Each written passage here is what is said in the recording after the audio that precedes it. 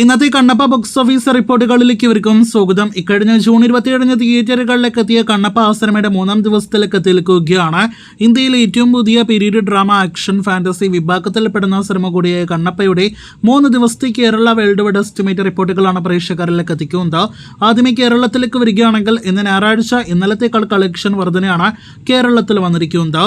ഇന്നലെ ഇതേ സമയം 11 ലക്ഷത്തിന് മുകളിലാണെങ്കിൽ ഇന്ന് 13 ലക്ഷത്തിലേറെയാണ് സിനിമയുടെ കേരള ട്രാക്കിംഗ് ഗ്രോസ്. ആദ്യ 2 ദിവസങ്ങൾ കൊണ്ട് 55 ലക്ഷം കേരള ഗ്രോസ് കളക്ഷൻ നേരിടുത്ത ശ്രമിക്കുന്ന 25 ലക്ഷത്തോളം കേരള ഗ്രോസ് പ്രതീക്ഷിക്കുന്നു. അങ്ങനെയെങ്കിൽ ഇന്നത്തോടെ 75 ലക്ഷം 80 ലക്ഷം കേരള ഗ്രോസിലേക്ക് എത്തപ്പെടാനായിട്ട് കഴിയുന്നതാണ്.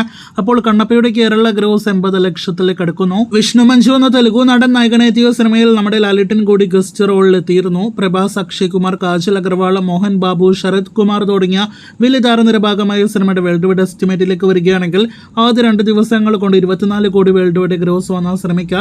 ഇന്ന് ഞായറാഴ്ച 10 കോടിയോളം വേൾഡ് വൈഡ് ഗ്രോസ് ആണ് പ്രതീക്ഷിക്കുന്നത്.